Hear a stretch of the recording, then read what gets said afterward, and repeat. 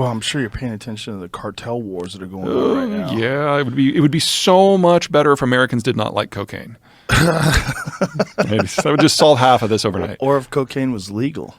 The health studies that I have seen suggest that that is not the way forward. But do you really think that it would change the consumption?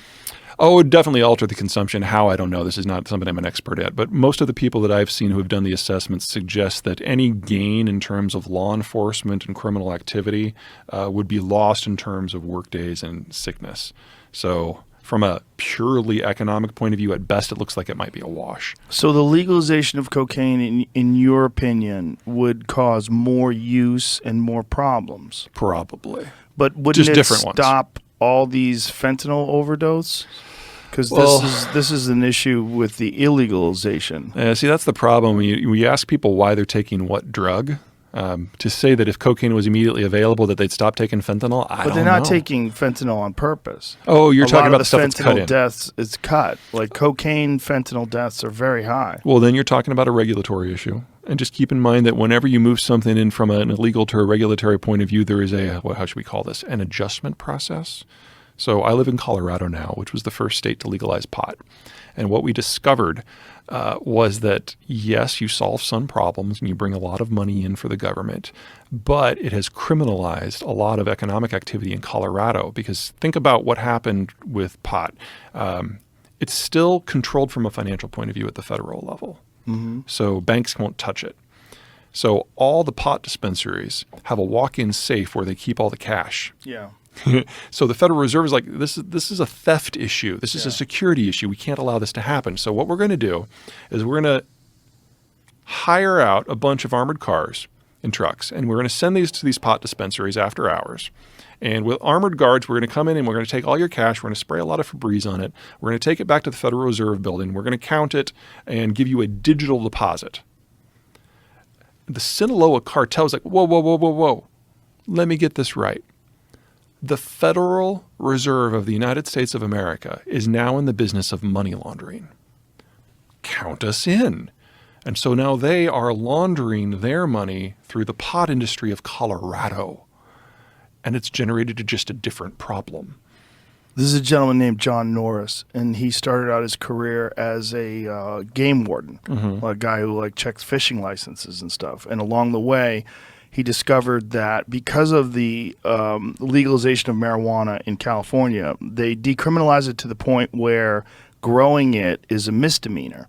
And so people are growing it on federal land, on state land. And so these state forests and federal forests in California are filled with cartels. They're growing marijuana. So he had to form a tactical unit to combat these cartels. So they're wearing tactical gear, and this guy was a game warden, and now they've got Belgian Malinois and fucking machine guns, and they're going in there and they're fighting off cartels. And he wrote this book called Hidden Wars. It's fucking crazy. Yeah, there's rarely a silver bullet, unfortunately.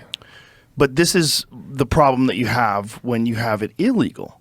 I mean, this is literally what propped up organized crime during the Prohibition. This is what funded the mafia.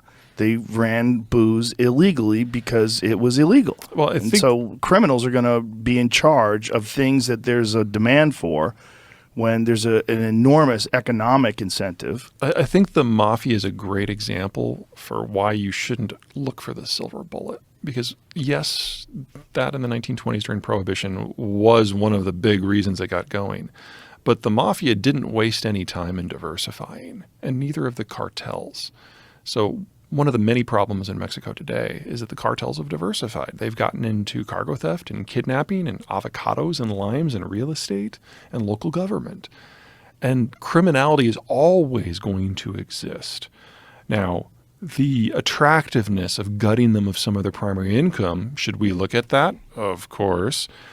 But it's not so simple as removing one and it just all stops. Because of the limes and avocados and all these other things. Because, these are things that are obviously legal. Right. But the cartels have found a way to take it over and make it their own. But isn't that the problem was initially because of illegal drugs. So that's where they got their enormous resources. Well, I and would then say that allowed them to expand into other semi-legal or legal. I'd say the problem was lack of rule of law, and that goes to Chicago as well. Mm-hmm. And the way we ultimately got past that is after Prohibition ended, it still took 20 to 30 years to kind of ground down the mob. And we welcomed them into politics to normalize it. Brr. So careful what you wish for. So do you anticipate that happening with Mexico? Mexico is, to be perfectly honest, really early in this process. The challenge we're seeing in Mexico right now is that the air quotes, good cartel, the one that saw drugs as a business, is being broken up. If you remember El Chapo. That's the good cartel? Yeah, remember El Chapo, Sinaloa cartel? Yeah. He thought of himself as a Korean conglomerate president. So it's like, we smuggle drugs. That's our business. You don't mess with things that mess with the business. So you don't trip the old lady. You don't steal her purse. You don't shoot at the cops. These are people who live where we operate. We want them to be on our side. So maybe even throw a party every once in a while. You focus on the business. We got El Chapo. We removed him from circulation. The guy who died or got captured yesterday was his son, one of the Los Chapitos. And his cartel, as a result, is fracturing because his leadership's gone.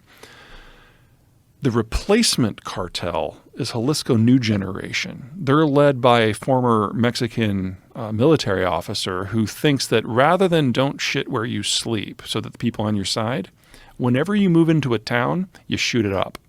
You do kick over the old lady. You do take her purse. You make the people scared of you. That's the point of this. Drug running is a side gig. We are here to be powerful. And drug running is just one of the ways we make that happen. And he has taken the fight to every cartel and the Mexican government. And they're in the process of trying to break into the United States. Break in what? Economically? Yeah. El Chapo and the Sinaloa became the largest drug trafficking organization in America under the Obama administration. And one of the reasons our birth rate went down so far so fast is they basically either co-opted or killed American gangs. So they killed the people who were doing the killing. Not a lot of Americans got killed after that. All of the other cartels control the access points to the United States, but Jalisco New Generation now is challenging every single one of them, trying to break through. And if they do, and they bring their business acumen, if you will, north of the border, they're going to start killing white chicks named Sheila in Phoenix, and then we're going to have a very different conversation in this country about the drug war and about trade with Mexico.